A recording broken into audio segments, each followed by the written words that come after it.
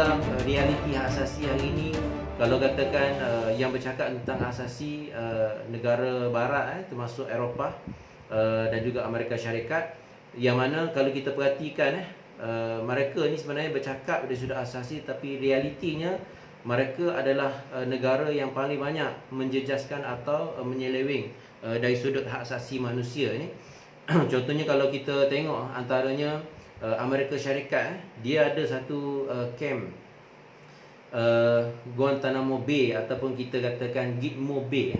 Nama dia panggil Gitmo Bay ni sebenarnya adalah satu pusat tahanan milik kerajaan Amerika Syarikat, digunakan untuk menyeksa tahanan-tahanan sejak sekian lama, dan mutakhir ni yang menjadi tahanannya adalah di kalangan orang Islam yang teroris, walaupun mungkin sebahagian tu terlibatlah dalam aktiviti keganasan, tapi tak semua terlibat dalam aktiviti keganasan. Mungkin hanya disyaki, dan mereka diseksa dengan penuh dahsyat lah, tidak ada peri kemanusiaan, dan mereka bebas buat macam tu. Mereka bebas sebab Gitmo Bay ni berada di luar daripada Amerika Syarikat. Kalau berada dalam Amerika, mereka tak boleh buat, tapi dia buat dekat Cuba, di luar daripada Amerika Syarikat, dekat Guantanamo ini. Jadi ini contoh bagaimana Amerika bercakap tentang hak asasi, tapi mereka lah yang paling dahsyat melanggar hak asasi manusia lah, kan, yang berlaku di dalam sejarah. Penyeksaan yang sangat dahsyat. Kalau baca dia punya cerita penyeksaan tu memang di luar daripada peri kemanusiaan, termasuk menyeksa atau menghina agama Islam. Dia menghina Quran, menghina orang baca Quran dan sebagainya, termasuk pada bulan Ramadan dan sebagainya. Ini memang dahsyat Gitmo Bay ni. Dan juga mereka bercakap dari sudut privasi, kan. Orang Amerika ni, orang putih ni bercakap dari sudut privasi. Sekarang ni siapa yang kontrol privasi? Siapa yang kontrol maklumat? Kan? Sebagaimana kita tahu di Amerika dia ada NSA. NSA ni mempunyai maklumat hampir, dia akan dapatkan maklumat daripada syarikat-syarikat. Dia akan beli maklumat ni daripada syarikat-syarikat yang base dekat Amerika, kan?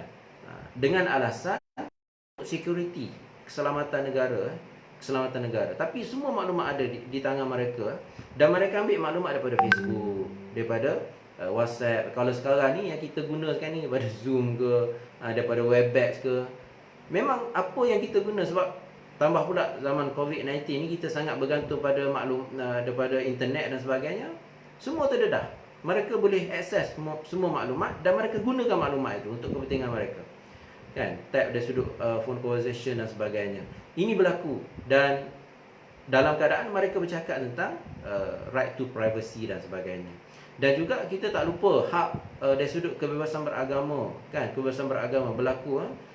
Muslimat di Perancis ni bercakap asasi hebat, tapi para muslimat di Perancis ni dihalang daripada pakai hijab dan sebagainya. Ini berlaku. Bahkan ada setengah negara tu tidak dibenarkan ada menara masjid dan sebagainya. Ini kebebasan yang mereka nyatakan, tapi tidak dilaksanakan dalam bentuk realiti. Jadi hak asasi ni, walaupun mereka kata mereka juara hak asasi, tekan negara-negara lain yang tidak tanda tangan dokumen-dokumen tertentu, mereka seolah menjadi pengawas kat sekolah. Bila kita signatory kepada mana-mana covenant, kita terpaksa buat laporan, pergi ke Geneva, pergi ke sana untuk buat laporan. Kami telah buat ni. Kemudian mereka boleh panggil pula NGO dalam negara kita ni untuk question kita. Dekat negara kita dia tak berani, dekat sana dia berani bertanya hak asasi, dan seolah-olah, dan dia perhatikan, dia komen pula seolah-olah mereka ni tahu semua benda, kan. Dia komen umpamanya kita tanda tangan CADAW, CEDAW ini ia berkaitan dengan hak wanita persamaan. Kita bentang secara berkala lah, sepatutnya 3 tahun sekali, tapi berlaku dalam 5 tahun sekali kita bentangkan. Bila kita buat pembentangan, dia pun soal, kenapa ada hak warisan tak sama laki perempuan, kenapa laki boleh poligami, perempuan tak boleh.